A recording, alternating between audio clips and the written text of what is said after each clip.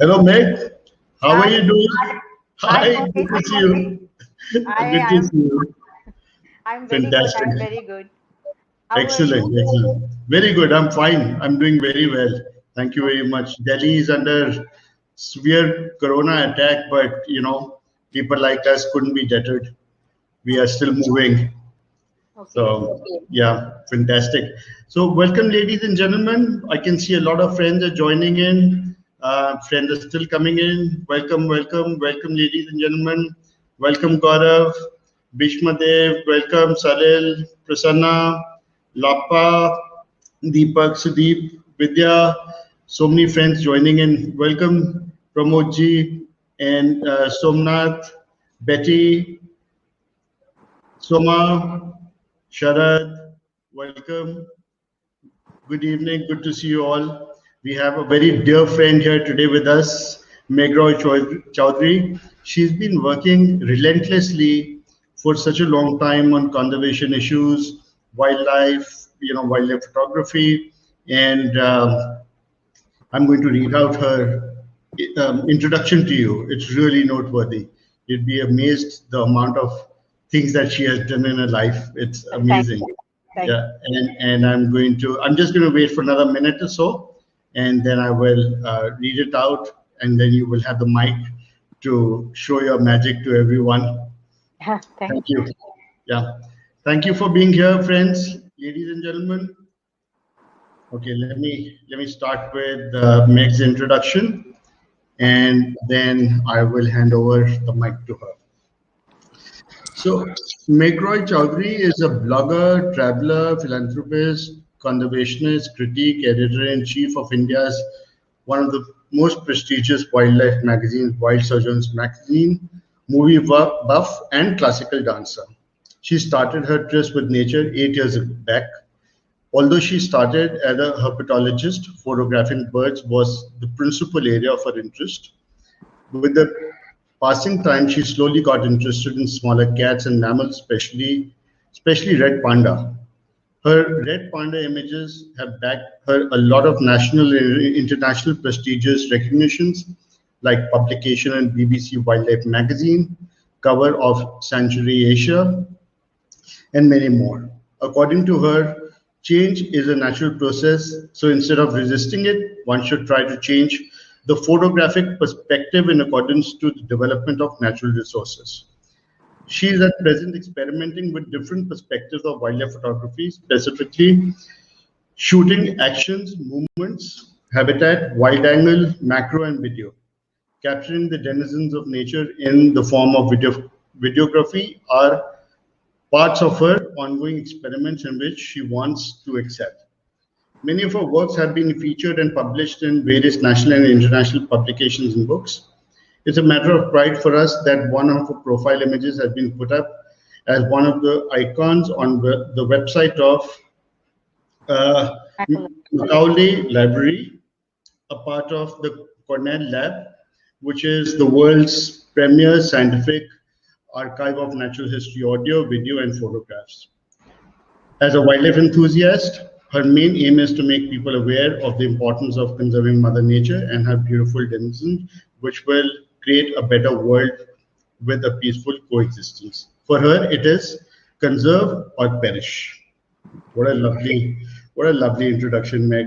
Very nice. Thanks. Thanks. So, friends, I'll quickly talk about myself as well. I've got two lines to tell you. I am Mohit Agarwal. Professionally, I'm an experiential ecotourism specialist with a deep love for nature. I help people travel to some wonderful places in Asia. I'm on the board of Asian Ecotourism Network, and I've been trained and certified by GSTC in sustainable tourism. I'm the founder of Asian Adventures. We're going to complete 27 years in this June. It's the largest bird watching tour company in India. I'm also the founder of Netinator, a value email marketing company. These companies are on a large mission to help Asian elephants with their corridors, free the Himalayas of plastic waste, help small wildlife NGOs, and also save the ancient Himalayan temples. So this was a bit about me, and over to you, Meg.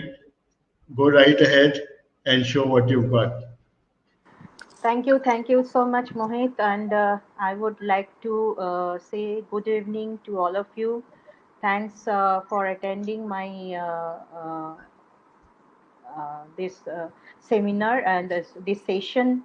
So I will right way. I will not take much time.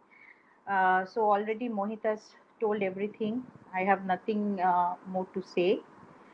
Uh, so with that, I will start with my journey, my stories from the wild. So I will start the presentation right now.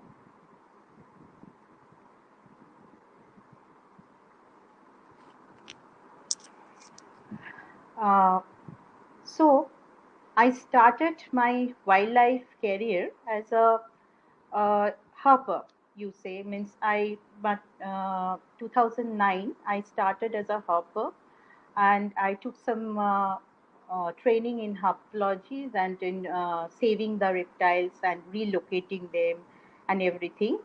And then slowly, in the I first of all I was not interested about photographing or documentation. I was only interested about rescuing these little denizens of nature, and I was very much interested about relocating them and creating awareness among the people about snakes and snake bites and what to do and what not to do specifically. But in the year 2012, I went to Kanha with my small gear that I had at that time. So my gear was only 7300 and D90. So everybody used to say, means it was for me, it was like I am going to go and watch and see what is Kanha. I have heard so much things, so much about Kanha. So what is it about? So I was just having my 7300. I never thought that I will be taking good images with this 7300, because everybody told me what you are going to do with this small gear. So, nevertheless, I went there and I got totally smitten by the beauty of Kana. And I started to click with my gear. I was not at all interested whether my gear is small or large or whatever it is a big or small, whatever it is. But I started to take images because I was smitten by the beauty of Kana and I wanted to click those images. And when I came back home, I found that no, not bad, not bad, these images. And I have taken so many beautiful unfortunately I went to Kana, but I didn't see any tiger but I saw lots of birds. Okay, so that actually made me think that it is good for me that I have seen so many birds and I got attracted to the birds. So that was the beginning of my journey into the bird photography.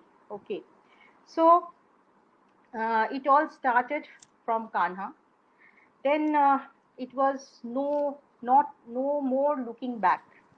I was so much in, means I was very much excited. I was very much happy to take the beautiful images. And at that time, I didn't have any idea about the birds, which bird is what. So it was very interesting for me to find the IDs and all those things. So it was beginning of a journey of a lifetime for me. And I'm thankful to Kanha and my little 7300. So, as I am a student of literature, I have a very good knack for reading books. So, this is a very famous quote by Robert Frost, and I love it because this exactly explains what I am today. So, two roads diverge in a wood, and I took the one less traveled by, and that has meant all the difference. That is the difference made by them. So you can ask me the question, Meg, why wildlife photography? Actually, I must tell you that I was very much interested in taking photographs since my childhood. At that time, we used to take the photographs with the hot shots or the Kodak with the film cameras and all those things. So I was very much interested. But when I went started for wildlife, I used to take lots of landscape images. Okay, so, 2009, when I was introduced to this wildlife, I got really very obsessed with nature, with the jungles, with the denizens of the jungles, and I got very interested. So, why the interest? Well, there is one reason: wildlife is beautiful. Man is a hunter. Like they previously they used to hunt with something. Now they are hunting with the eyes, with the camera, and all this. And joy of collection, obviously.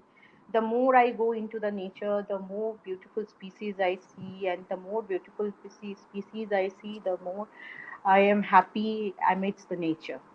And observation power and my documentation. My observation power increased a lot because of this wildlife photography. I'm not only using that for wildlife photography, also I'm using that in my practical day, everyday life, this observation power. And I love to do the documentation of what I see in nature. And I have already told you that there was lots of excitement in the puzzle solving capacity. Means what is this bird, what is this species, what is this mammal? So I don't know this, so something new, everything we are very excited about knowing something new. And then comes the very important thing for me is the unicorn effect, that is the chasing the elusive. That means we always have a kind of we always create an utopian world for ourselves. Okay, so there we imagine what we can't do, but we imagine something. So what is the fact that was that in me was to chase those, to take the images of those elusive creatures of nature. For example, this satyr tragopan, this is quite elusive. Then there is this red-breasted goose. That was this has a nice story behind it. This red-breasted goose is the second time it is visiting India, and there was a craze to find this red-breasted goose. So I went to a place in Gujarat, that is Nal Sarwar, where it was seen. So for 2 days I was searching for them. I only booked for 2 days, and another 4 days I have booked in Rajasthan for a luxurious trip. So in 2 days I didn't get the red-breasted goose. And after not getting that, I was very morose. So my husband said, "What do you want to do? You want to stay? Then we can cancel Rajasthan. The luxurious trip we can cancel." I was so happy. I said, "Yes, yes, you cancel it. You cancel it immediately. You cancel it. I will be here. I am very happy here. You just cancel the luxurious trip, and we will search for the red-breasted goose, because this is a lifetime opportunity for me." So immediately we had a huge loss. We undergone a huge loss, but we just let go that luxurious trip to Rajasthan, and we stayed back in Nal Sarwar, and we were searching for this red-breasted goose. The third day was also we didn't get it. But when we came back to the hotel, then at around 1, we have ordered our lunch. Then suddenly Isha Munshi, she is my friend. So she called me and she said, "Meg, are you there still in Nal Sarwar?" I said, "Yes, I'm there." "Are yaar, the red-breasted goose is there. You just go." So she shared with me the location of the place. It was around 1.5 hour drive. It was 1.5 hour drive, but we said to our driver and our guide, "Are chodo everything, just let's go." And we drove like crazy, and we finally reached that place with 45 minutes. I think 1.5 hour drive. We reached there at 45 minutes, and after that, we saw this beautiful red-breasted goose, and we were happy with the record shot, because you can see this. This is not a very good shot, but it is a record shot, and we are happy. Now, wildlife photography have different type of genres. That is the bird photography, mammal photography, macro, reptile, others. So either you can do everything, or you can also specialize in doing. But I started as a bird photographer, but now I am diversifying in mammals, macro, reptiles, everything, because there is no end to what you want. So now I want to diversify.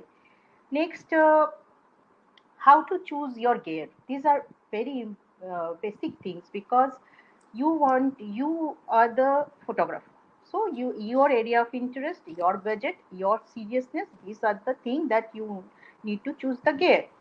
Now there is a very big question whether to buy Nikon or to buy Canon or to buy Sony, which camera body, telephoto lens, zoom lens or prime lens, teleconverter. Yes, that also depends on your idea, means that also depends on what you will be happy with.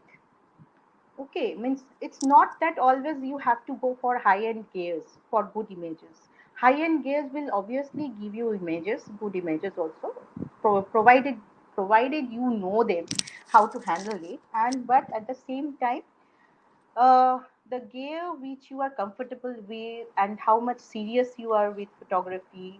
So accordingly, you have to choose it because it is a very expensive passion also. If you are looking for a profession, not much professional benefits in India as such from this wildlife photography. But if you are going for the passion, it is quite an expensive passion. So accordingly, you have to think. Now my initial these are some of the these slides I will show you some of the images I have taken with my Nikon D90 7300. So that was my very fast camera, and after that I have actually shifted to Canon. I bought 1DX 600 IS2, and also I had 70 Mark II along with my 500, and 7200 also I had. So these are some of the slides, and I must tell you one thing that I have not taken any tuition or any kind of, I have not undergone any kind of this tuition or any kind of classes for the learning wildlife photography. I just went. I used to go to the field. I all my things that I have learned is on field and by the trial and error method. And as you can see that I have started my wildlife photography journey in the year 2012. So at that time the social media was not so strong, and not many peer masters were also there to follow. But today nowadays it is full of social masters, and lots of people are there, and lots of things you will get in Google too. You can learn. There is no end to learning, so you can learn a lot, and you can easily go on the field and you can learn by the trial and error method, because I have a self-taught person. Okay, so these were some of the slides I showed you with this. So next very important question comes to being a woman photographer. So not many women photographers are there in India still now, but at that time when I started 2012, there was very few, means a handful of women photographers. Now though still there are lots of women photographers are coming. But being a woman photographer, what were the problems that I have faced? No, in case of security, I have never faced any problem because I choose my friends very meticulously, and all my friends are very good friends, and they took care of me like anything. They had guarded me, and not only that, all the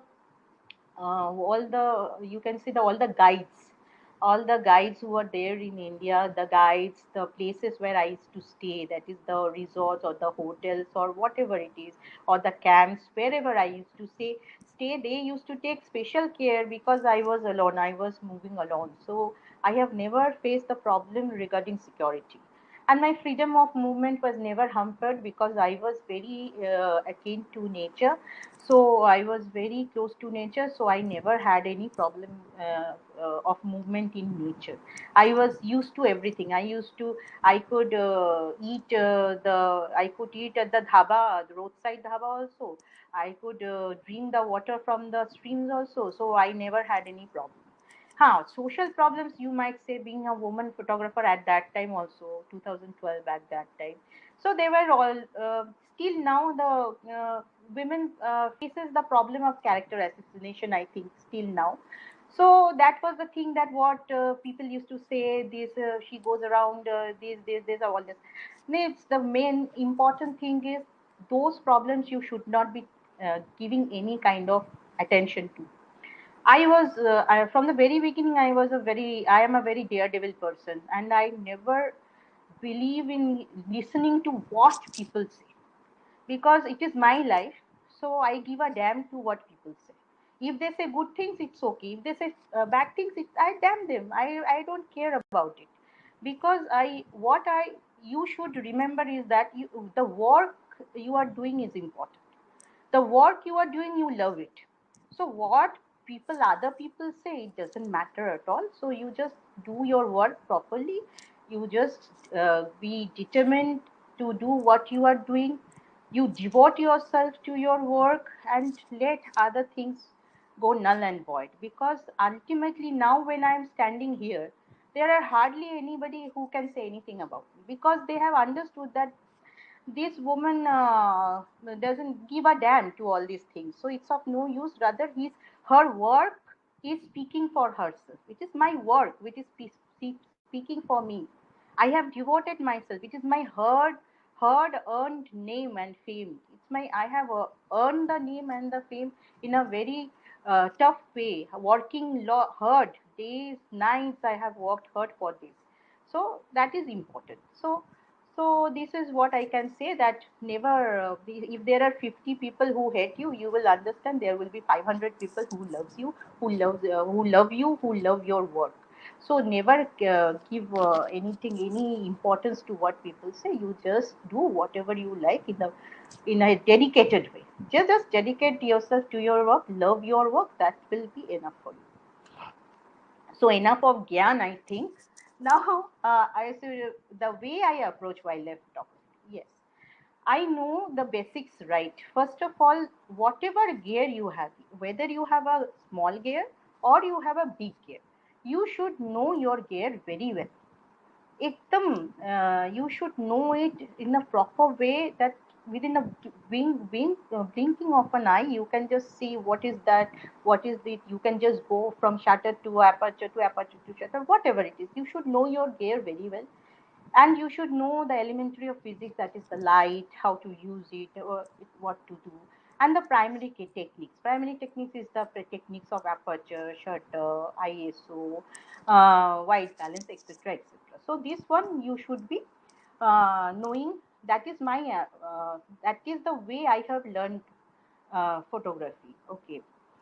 My current gear, actually, I told you I started with Nikon D90 and 7300.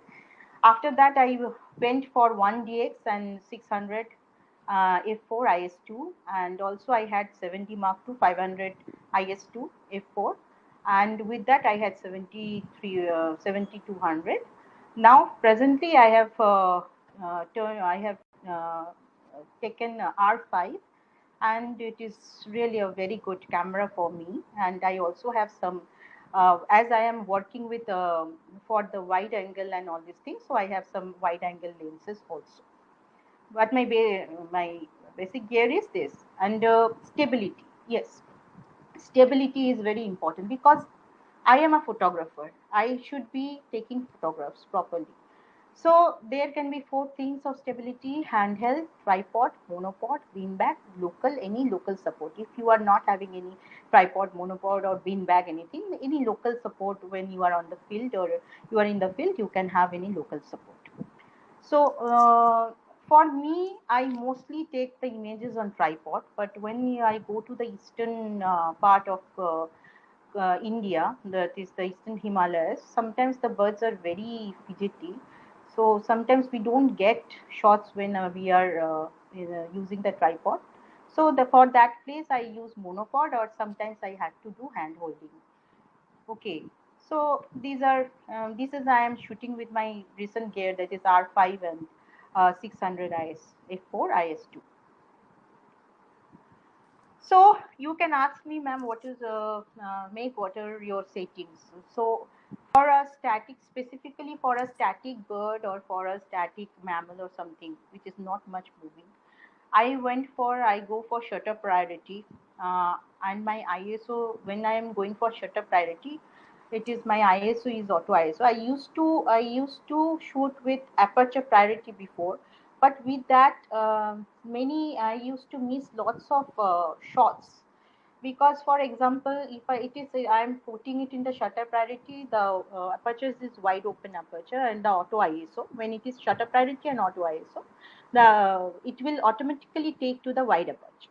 And as a result, if the bird is sitting and suddenly it makes a flutter, suddenly it makes a fluttering of the wings, we can take it properly. But if it is in the aperture priority, what happens? The aperture is 1 by 640. So what is happening when the aperture is 640? Then what is happening is that becomes a blur. That doesn't come. The tag sharp image doesn't come. So I prefer nowadays to shutter priority, auto ISO, center weighted metering, auto white balance. I keep my white balance always auto from the very beginning. Okay, I never go for the warm and all those things. I always keep it white auto. Auto balance is my always auto white balance. And high speed continuous mode. I don't go for the low speed one. I go for the high speed continuous mode. AI servo autofocus is always there. And I am very comfortable with the back button focus. That is AF on. So what in the field, what I have to do, only I have to do the exposure compensation and adjustment, nothing more. So for me, the ideal bird image should be tack sharp, exposure should be perfect, there should be a glint in the eye, there should be a good head turn, and the perch should be natural as much as possible, and the background of the bokeh should be very much smooth. So these are some of the examples I am showing you. This is a spotted crake. I went to this Gujarat and I got this. Now, as a bird photographer, how can we approach the birds? That can be a question. So, first and foremost, obviously, when we are dealing with birds, we should understand that there is a fear factor. There is a fear factor in everybody, even in the animals. Okay, so we cannot just try to move fast and get into it. So what we have to do is that we have to, our progress should be slow, and when we are progressing towards the bird, we shouldn't just look directly to the bird. We should create a kind of thing that, okay bird, I am not interested in you, I am interested in something else. So you just don't stare at the bird and avoid a straight path. If you walk straight to the bird, specifically in the eastern India, then obviously there will be no chance that we will be getting any image. So you have to be very slow in your progress. You have to be very steady in your progress, and you have to maintain a crisscross path, kind of. And when we are shooting with others, we should also respect others. For example, if there is someone with a small gear, we should always consider that this person has a small gear, so let him go a bit nearer. At the same time, the vice versa. If a person who is having a small gear and somebody is having a big gear, if that person is having big gear, I will just jump and go in front of the bird and take the image, that will also not serve the purpose, because the bird will fly. Neither the person with big gear or not the person with the small gear will get any images. So this is the thing. For me, approaching of the bird should be slow. The progress should be slow but steady. No looking at the bird directly, avoid the straight path, find a crisscross path, and respect others. These are some of the examples. Vernal hanging parrot, brown wood owl, and optimal use of light. I already told you the A of physics. I have already told you the importance of knowing your physics, elementary physics. Keep the light source behind you. Keep the light source behind your back. Avoid any harsh of top light. That's why our birding is mostly from 6 p.m. or 6 p.m. 6 a.m. in the morning till the maximum till 10 or 11 if there is a kind of a cloudy or weather. And again we start from 3 p.m. till the light allows us. In some places of India, the light goes at 5. Some places the light goes at 6:30. So it allows. So we should not use any harsh or top light, and avoid shadows and set the correct exposure. Exposure, so I have already told you. These are some of the examples. This is a crab plover. This is being parallel to the bird. So when I am, my technique is that when I am parallel to the bird, that is eye level shot.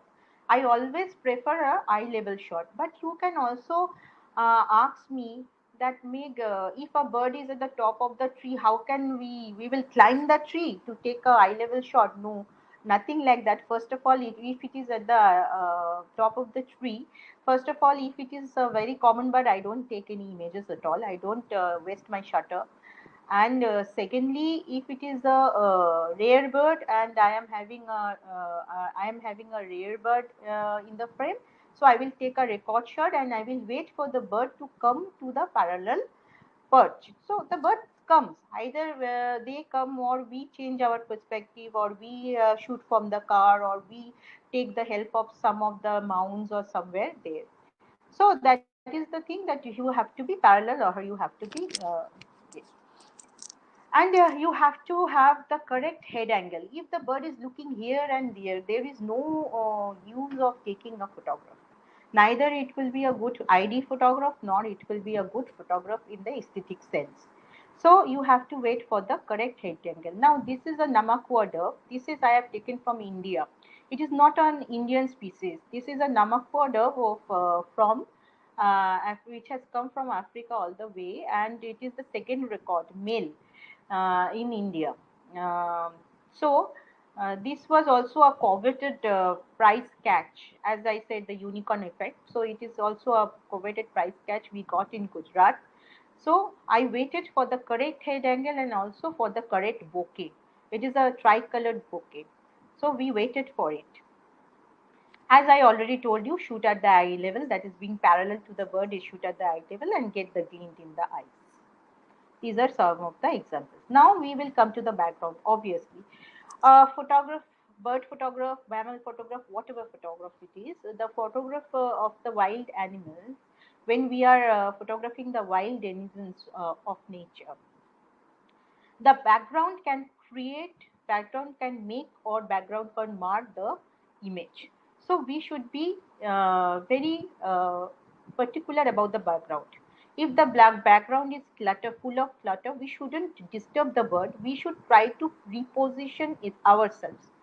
So repositioning ourselves, but we should not be using any kind of bad or mean method to get a good image of the bird. We should not disturb the bird, or we should not disturb the species, any other species, because that is not the way.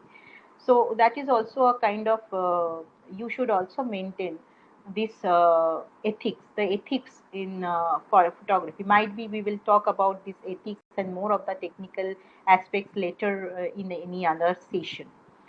So these are the backgrounds you can see. This one is this spot-billed duck is having the raindrops on the back. You can see the raindrops. And as I told you, that your approach should be a stealthy approach. It should be a very uh, soft and smooth approach. And when it is the ground birds, for ground birds you should be having a you can crawl for the ground birds, because you can see this is in the at the top, that bird is here. So I started crawling from 20 feet away. I think I started crawling and I went near the bird, and it gave me this beautiful picture, this white red rumped swallow. Okay, so you should be it is more important when you are photographing the ground birds now. It is very important that you crawl, or you take it from the ground level, because ground level shots are just amazing. You can't. For example, I will give you an example. See, this is a bird I have taken, this Indian spotted eagle, from the car. I spotted it when I was there is a big story behind it, but I will tell you later. This one, this Indian spotted eagle, I took the image from the car. But after taking the image from the car, I saw that it has a kill. It has a rodent kill. So I understood that it is not going to fly from there. So I got down from the car and I started to crawl. And after crawling, I have shot it from the ground. Just see the beautiful BG, the beautiful bouquet, the foreground and the background of the bird. And from the car you see what bland, it is just simple image, it's not making any aesthetic sense. But here you see it is aesthetically very beautiful. So the shot from the ground level are really very beautiful. This is a Rajasthan film. Here also I just was crawling on the beach and I was completely drenched, okay, in the water. So, but still I took this beautiful image because I wanted it to take it from the ground level. This is also from the ground level. This is also this glossy ibis also. Actually, from for this glossy ibis, actually I had to. I was in the knee deep water for taking this glossy ibis. I was on the knee deep water, and I don't know how to swim, and I was very scared that I might drown. So everybody was saying, "You will not drown in knee deep water. You just go." So I went there and I took this image. This is a chestnut bellied sungrouse, and this is also a white-tailed lapwing, which I got it in Gujarat. Now, composition is also very important. Composition nowadays importance, because as I have said that change is inevitable. Before it was only the profile picture of a bird or a mammal was okay, but now with the changing times they are not okay. They are good for publication in some ID book or something like that, but if you are going for any competitions or any kind of good exhibitions, anything, or any competitions, any exhibitions, then you will need some creative images, you will need something different. So composition is also very important in wildlife photography. So it's not only that you can do composition in only landscape and all this, but composition is very, very important and integral part of wildlife photography. One is to follow the rule of thirds. We all know there are 4 points where we can follow the rule of thirds. And giving a breathing space or a negative space. For example, you can see this image. Here the bird is looking on the right side, sorry, left side. So I have given space on the left side. Okay. So you have to give some space. If you means I have seen images where the species have been so much tightly cropped, it seems that it will die of out of oxygen. It will die. Okay, it will be strangulated to death. Okay, strangled to death it will be. So negative space and be creative. And if there is any interesting element, you should also try to incorporate that interesting element. For example, here the bird was sitting in a very bland perch. I didn't want it. I was waiting for a beautiful. I was waiting for the bird to come and sit in this perch, this green perch. That will break the monotony of the composition. So that's why I was waiting for this bird to come and sit in this beautiful perch. Similarly, here I could have given a tight crop of the black buck, but I didn't want. See, so many beautiful colors are there in the frame. So why should I do it a tight crop? Why should I completely merge the image? I should make the image. It's not only taking images; it is also about making images. So this is the fact that where I wanted to keep the entire ambience there, and so see the beauty of the so many colors are there. It is a colorful frame. Okay. Same here. I wanted to present these clap lovers in a row, but at the same time keeping the background and the foreground proper in a proper way. See here. Here is also actually here is there is also a story. I waited for 2 days for these owlets to come and sit, 5 of them to come and sit outside. But they were not coming at all. Only two were coming or three were coming. So first day I had the luck of taking three in a frame. Then throughout the day I was only waiting in front of that tree only. So everybody was saying, "Are, why are you waiting for so much?" I said, "No, no, I will wait for it." And next day also, I went in the morning, and I was waiting for the owls to come, all the owls to come and sit outside. At least they should come. At least four of them should come. I was thinking. So at the end of the day, around in the afternoon, I suppose, around 4:30, something like that, All of them were looking at my camera. Only the higher one, they only that one, only one outlet is looking, not looking at my camera. All the five one was there out, and they were looking at my camera, and so I got this image. So wait for the right moment, as I say that wait. So another thing I must also tell, that what wildlife uh, teaches you, it teaches you perseverance, patience. Okay, so I have lots of patience now than before that, because was always very much a hot-headed person, but now I have calmed down a lot because of wildlife. So wait for the right moment. Obviously, you can see this parakeet, roasting parakeet is sitting there. So it is a very common image. So I was waiting for the right moment, means I was waiting when it will be bending its head towards the flower, towards the dry flower. So I got this shot. I waited for I think 45 minutes or 20, 45 minutes something. It came again and it made this shot. So there is a clerical please pardon me. This is a clerical problem. This is not a prop-throated babbler. This is dark-fronted babbler. So I was waiting for both of them to look at the different ways. So they were looking at each other, but I wanted them to look in the different direction. Same here, you can see this is the plum-headed parakeet. The eternal truth, when a wife is scolding the poor husband, the husband is innocently looking at the wife and saying nothing. Bechara husband, and this wife is scolding him. Okay, then there is giving the negative space. As I told you, give space. Give space towards which the bird is or the species is looking. Then it's a very important thing, three very important thing I must tell you, that whenever I go for any wildlife trip, I know the place and the habitat.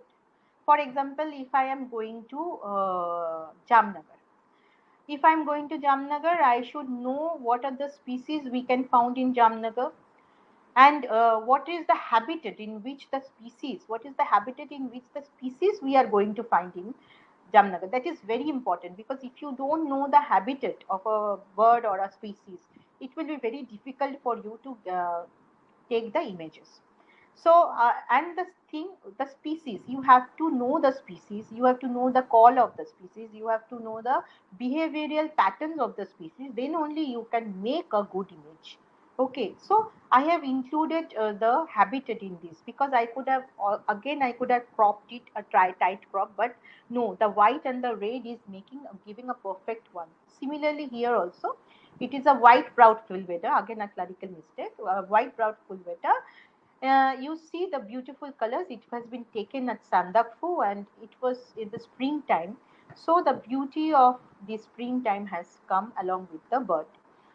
Similarly, this is a habitat shot of the Mackin's bustard, and this is also, we can see that how camouflaged they are and how can we make beautiful images also from the habitat, including the habitat.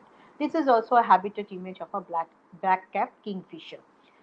Not always the profile pictures are beautiful. The habitat inclusion also is very important and very beautiful. This is also another example. This is also another example. This is a very common bird, yellow-eyed babbler.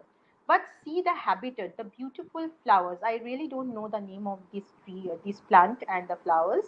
But see the beautiful green flowers. It is the flowers, or might be the plants, I don't know, the beautiful flowers and the plants, and then it is creating the beauty of the frame. The frame is very beautiful. The contrast is very beautiful. Here also the streak-throated woodpecker. Actually, this also has a story. We went to Kotagiri to take the images of red munia.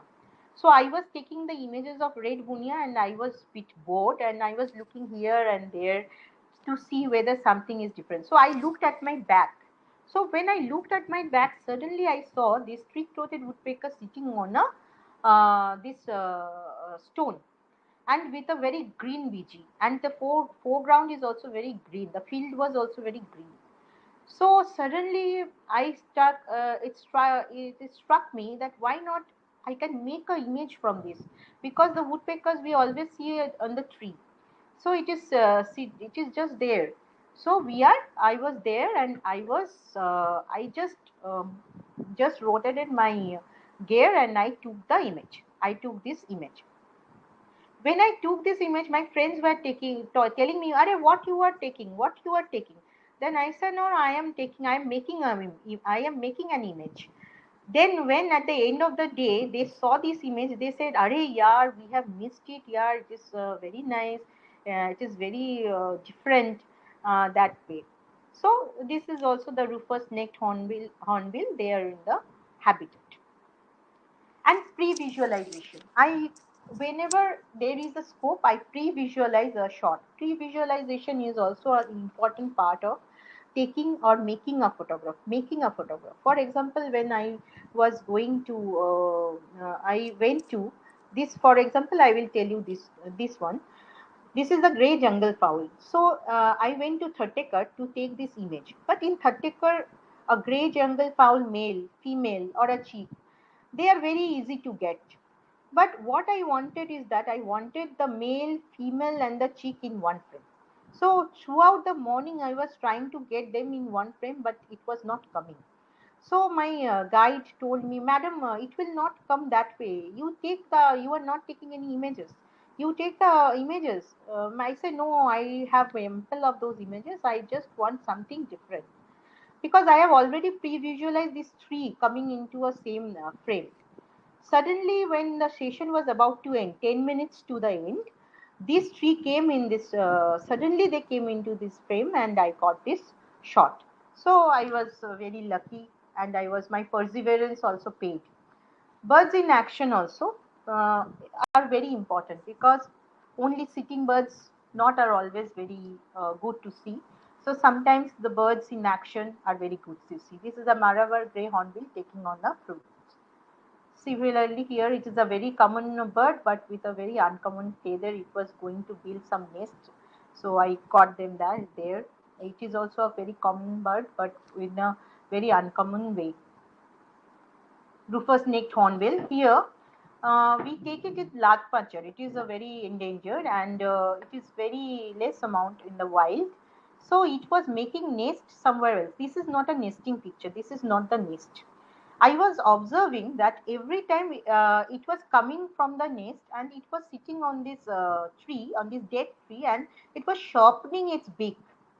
So I first two chances I missed. Then I waited for the third chance. When the third time it came at the end of the day, actually throughout the day it came only three times to that dead tree. So on the third time when it came, I took this image, and obviously this has been also taken by many people for their publications and also for calendars and everything. So this is another plum-headed parakeet. I also wanted to take a image that should be different from others. So it is a very different posture. So you can see it is a very different posture. It was going down. It was bazooka, like a bazooka. It was zooming down. Okay. Here it is a very common bird, southern grey shrike, but with a very beautiful catch. It is a peacock mantis, but you see the peacock mantis in a praying position. So as if the mantis is praying the southern grey shrike for its life. Okay, so it is also a good action image. Similarly, here the oriental darter tossing the fish. Here the bulbul, red whiskered bulbul, a very common bird, but with all the things I got it, with the wingspan, with the fruit in the beak, then all the cherries. So it was a nice one. Here also red spurfowl, I got it in the Hampi, and I was waiting for. I observed that whenever these two males were coming, they were fighting with each other. First 1 hour I couldn't take any images because I was not ready. Then I observed them. That is the power of observation. I observed them, then whenever they are coming close to each other, they are fighting. So then what I did, I said that I will only take this fighting sequence. So I got ready. I became ready for this fighting sequence. The moment again they both of them came, I knew that they are going to fight. So I was ready for this shot. Similarly, see this crow landing on the steep eagle. This yellow-throated bulbul tossing the fruit. You can see the tongue also coming out. And the perfect color or perfect exposure, the perfect red eye, the perfect yellow. Everything is perfect. The perfect white. Malabar parrotlet ready to take off. Moments in wildlife are also important to capture the best emotions. You should. This is a very common, but see the emotion of the little one. It is very nice. I loved it. I was loving the love of this both the parent and the child. Here the sloth bear was standing. Then here the spectacle manatee, which I took at Tripura. Here a large egret, which is a common bird, but I waited for a good moment there because I went, most probably I went there for some other bird and I was not getting the bird and I was getting bored. Then I found that egret and I saw that the egret was making some unusual postures. So I took this image. Similarly, this Montague Harrier. Birds in flight, yes, that was my setting for the birds or the animals which were in static. My settings for the birds in flights are, this is a Macken's bustard. You can see both with the upward wing and the downward wing. This is one of my most favorite images. I keep it in the shutter priority, minimum 1 by 2000, and I can go till maximum if the light permits me. I go till 1 to 5000. The auto ISO is also auto, white balance auto, and from center weighted metering, I shift to evaluative metering and I go for the zone focus. Zone focus, AI servo, AF on, autofocus, that is the back AF on, and obviously the high speed burst mode. These are some of the shots.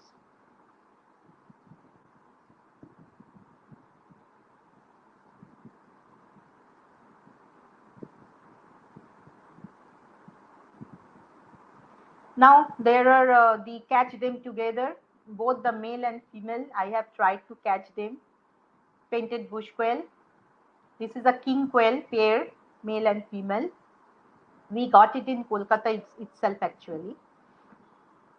Black francolin and the red spur fowl. Candid moments are also very important. You see the candid moments brings out the uh, best of the wildlife. This is a ashy crown sparrowlark which is feeding the chick. This again the eternal truth of a husband and wife. Here spotted owlet. Here the father is scolding the son or I know the daughter, the son or the daughter. Okay. Here the behavioral pattern. Here many people ask me when I posted this image. Many people ask me, is the bird dead? I say no, the bird is not dead. That is the acrobatic done by the bird. That is the behavioral pattern of the white-eared bulbul. Again the cap rover. Here is the mud bath by the Indian courser. When an Indian courser only stands and give you a profile image, you can never understand that there are so many colors which are embedded in this Indian courser. So I could only bring out the beauty of this Indian courser when it was taking this beautiful mud bath. Really a very dear image to me. Again, they are quarreling with each other. Now they are not quarreling with each other. Now they are making love to each other. Some unforgettable experiences. When I am talking about unforgettable experiences, I cannot. My first and foremost unforgettable experience is with the red panda. With the red panda in the year 2015. This is Singalila National Park. We went there, and it was during the Nepal earthquake that we were there.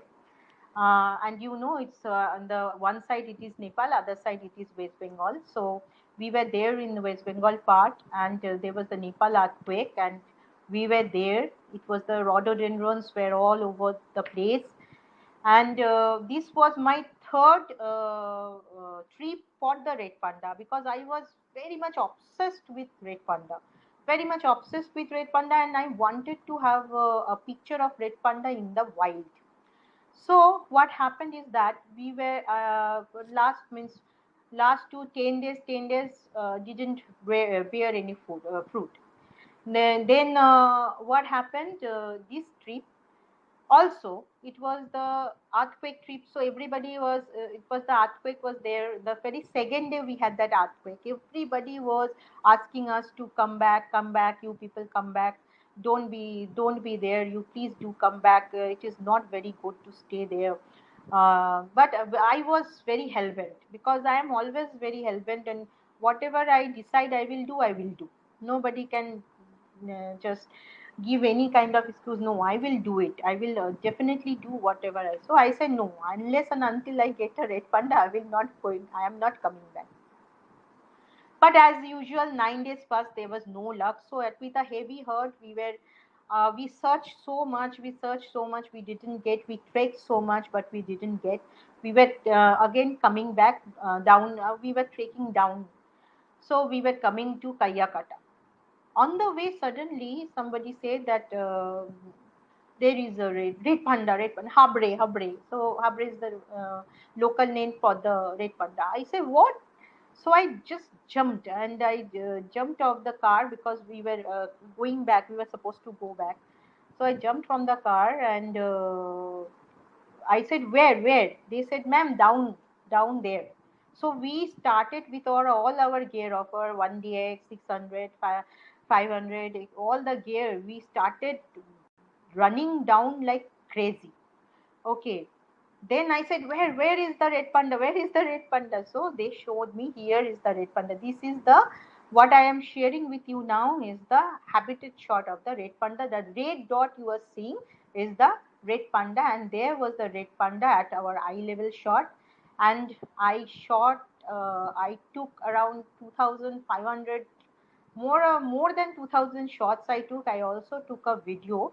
That video is available on my YouTube channel. That is, my YouTube channel is also in my name, Meghroy Chaudhary. So this video is there. So I took this one for 1.5 hours. The red panda was with us, and it has given me lots of fame, name, and all the more that I am so much close to Red Panda. I wanted to go for a Red Panda expedition in 2020, but unfortunately, because of this pandemic, I could not make it. This year also, I don't think that we will be able to make it, but definitely I will make it in 2022. Definitely. So these are some of the unforgettable images of the red panda that I have taken. Some of them, because there is a time constraint, I cannot show you so many images. So these are some of my favorite images of the red panda.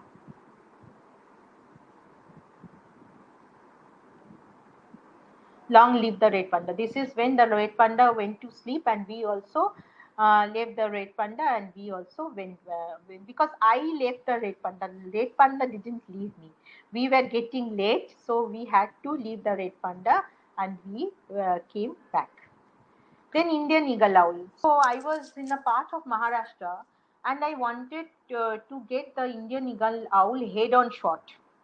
That is also a pre-visualization. I wanted a head-on shot, and for 3 days continuously, I was going to that place in the morning 6 till evening 6, and I was spending from here to there. I was only running to see where is the Indian eagle owl, where is the Indian eagle owl. They are very camouflaged. They are very camouflaged owls, and finally at the end of the third, no, that not at the end of the third day, in the morning of the third day, that is around 9 a.m. or something, I got this head-on shot. It flew directly into my camera, because I was not ready to be satisfied with the common images. I wanted this bird to fly directly to my camera. So I was for 3 days incessantly. I was searching for this, and I waited for this. So I got this head on 8 frames. I got upward wing, parallel wing, and down wing. This one I got with a bit of vegetation also. Green, the green is also there. And this one I just did a panning when it flew out, I just did a panning, and with that panning, I got all the colors of the background. Indian spotted eagle. Yes, I was telling you that I was going in a car. I was passing by some place, some wetland, and suddenly I found there must be a raptor there. Uh, and I always keep my gear with me in the car. So I saw this Indian spotted eagle, and I found from the car that it has made a kill. So I understood that it will not fly. So that is what you should know. Means you should understand the behavior of the birds, the behavior of the species you are going to shoot. So what I was waiting was that then I have to, but I was a bit far. So at that time it was also it has also rained, so it was very muddy. I say, yeah, let it go, let it be muddy. So I started crawling. I crawled through the mud, and I crawled, and I came to a proper distance, and I maintained the distance, and it was very much. It is a series. It's a long series. I got here also. I got around 100, more than 100 images, but I was shooting in the continuous so burst mode. So most probably like that. So I had that entire one. This is after means it was taking the meal, tossing the meal. It was very busy. I named this as Eiffel Tower because it looks like an Eiffel Tower. After having the meal, after gulping the meal, then you can see and satisfied, and almost 180-degree it moved the head. So Oriental rock kingfisher is also a very beautiful bird. You must know. It is the one of the tiniest kingfishers. So we went to a place called Chiploon, and it is only possible during the monsoon. So in the monsoon, it was incessantly raining, and from we sat there in front of that perch for 6 a.m. in the morning till 6 p.m. in the evening, and it was continuously raining. Sometimes it was the rain was will stop, sometimes it will be raining. So we were there, and knee means almost ankle deep water was there, and it was raining. We were drenched also, although we were inside the rain cover, but still not much can be done. And only for we didn't even take any lunch break. We were waiting there, and it gave us some really beautiful shots with different praise. You can see here there is a crab. Here there is another different types of crab. Here there is a spider on the left, on the right hand side. Here there is a skink. You can see the skink. It's skink or the frog. I think it is a frog, might be. So different types. This is a skink, and you can see this I have shot with 25,600 ISO with my 1DX. That is what 1DX is all about actually.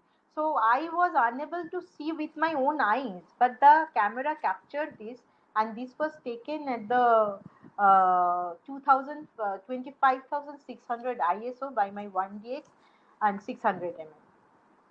Mangrove Pitta is also a very dear bird to me, and there I went all alone to Vitarkanika, and there also we had some very difficult times to find the bird, and we crawled and we did, and it is a mangrove place, so it is not very easy to crawl or anything because you cannot do it. So on the path there was some path you cannot go down also into the mangrove, so it was very difficult. Anyway, these the Himalayan Cutia was also a kind of series that I got, very beautiful, and I was hell bent on getting the Himalayan Cutia, and I only made particular you can say one particular trip only for this Himalayan Cutia. So I got some satisfactory images of this Himalayan Cutia.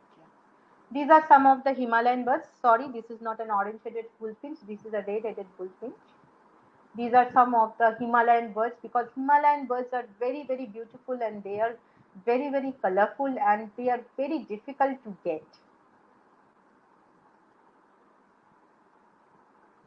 white-collared blackbird, francolin, black-headed jay, scaly laughing thrush, alpine accentor, blue-throated barbet, Darjeeling woodpecker, long-tailed baldbill, chestnut-bellied nuthatch, scaly-breasted rain babbler, and Satytragopani walnut, Kalij, whiskered una. These are some of the birds of Western Ghats. Crested bunting. I have also done lots of birds in Western Ghats also. Brown-cheeked full-wetta, white-bellied blue robin, orange-headed thrush, Asian fairy bluebird, yellow-browed. And this is a very important bird, that is the Kashmir flycatcher male, which was that year 2017 I have taken. It was that year it was the first image. Then there's Indian golden oriole, black-necked monarch, lesser fin black, blue-throated, grey jungle fowl. Some mammals. I am trying on mammals, so not much of mammals I can show you. Only some. Cape langur. This is jangle cat, wild ass, chinkara, orange-bellied squirrel found in the Himalayas, black buck. And these are some of the landscape. I was not a landscape photographer, but I got my 11 Pro Max, so I could not resist myself to take all these landscape images with my mobile. That is 11 Pro Max. These are all taken. These are all mobile taken. Just I wanted to share with you.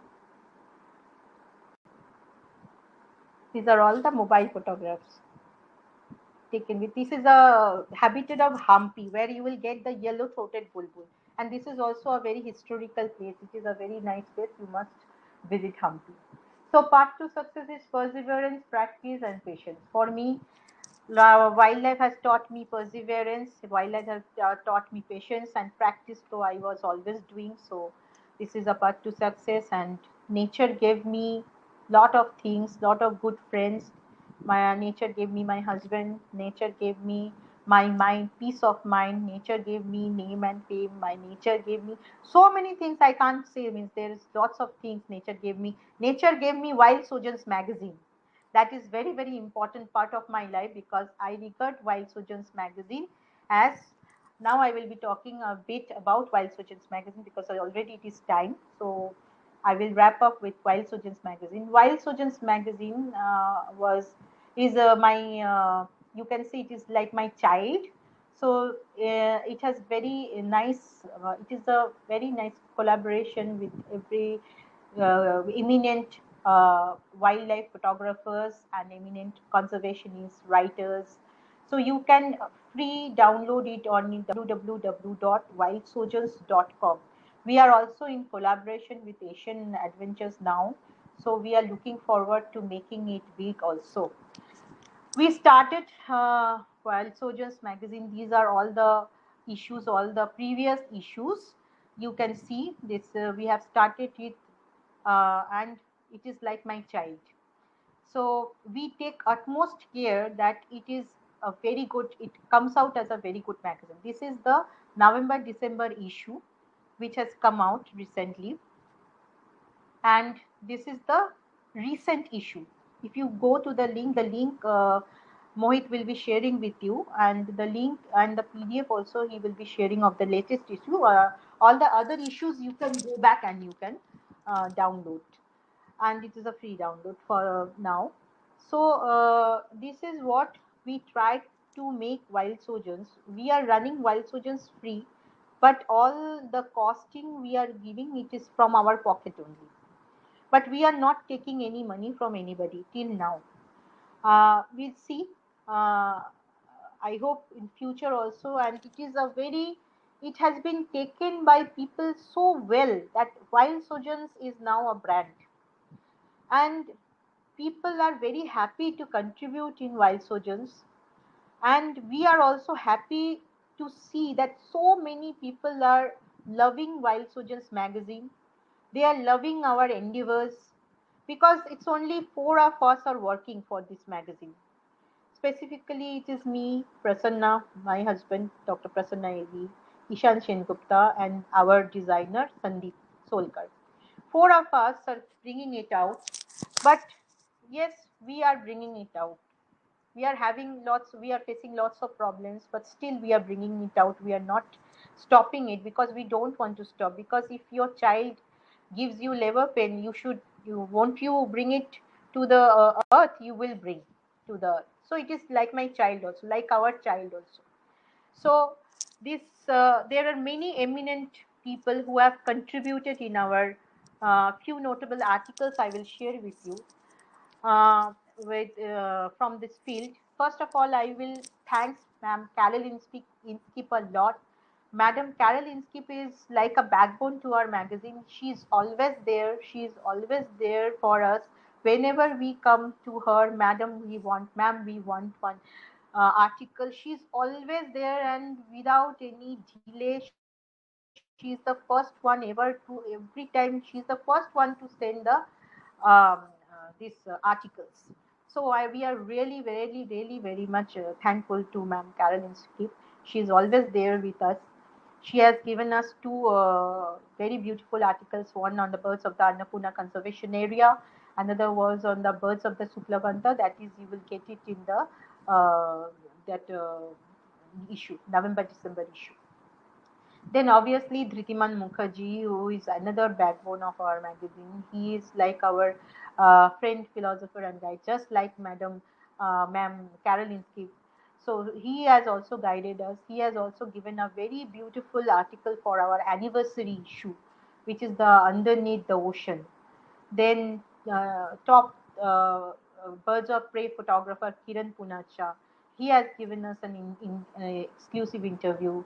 Then not only we are not only featuring people from India, we are also featuring people all over the world and who have also who has also contributed to Nat Geo or Discovery everywhere. For example, this is the grizzly bears from Alaska and British Columbia, written by David Hemmings. So another one you will find that global biodiversity climate change by Rituraj Fukan. We are also presenting one article on the conservation issues. It's not only about photograph and only the write-ups, but it is also about conservation because I already told you conserve or perish. Here is another South African Nat Geo person, Grant Atkinson, who is a very dear friend of mine. He has always been there for us. He is also writing another article for us in the near future. So, photographing the big cats of Africa. Then there was, we also feature landscape. One landscape is also always there because landscape are also part of nature. We cannot deny that. So this was done by Gianluca Podesta. So then there is some conservation issues by the last GIBs, by Devas Gadavi. Then there is a very well known landscape photographer Hans Peter Dosch. He has given us also amazing landscapes. Then Steve Cat has given us shooting animals portraits. Then beautiful means I told you now that the tips to get creative. Wildlife is becoming also a creative genre. So wildlife photography is also becoming a creative genre. So how to make your images, not how to take your images, by Rahul. Then Wildlife of Canada by Nick Saunders. Many of his works have been the front cover of lots of books, and he is also a very nice, good friend of us. Then Madagascar by Randeep and Arshdeep Singh. They are the winners in the Photographer of the Year. So they have also given us. And Jani Maria, who is a well-known birder of India. She is amazing. She is just amazing, and she has also given us Marco, which is, I think, the best images from India till now. Then there is also the age conservation issues, securing the chambals for Karyal. So for me, I always believe in tomorrow, and I always believe that you all will be there by our side for our Wild Soldiers magazine. and you will always love and bless my work and also our Wild Soldiers magazine. That's all from me. Thank you, all of you. Back to you, Mohit. I think this was the most brilliant presentation. Thank you so much, Meg. It was absolutely beautiful. The shots, the kind of explanation that you gave about photography, and the tips that you gave to people unconditionally. And it was really, really well articulated. You know, you talked about experiences, the kind of work that you're doing.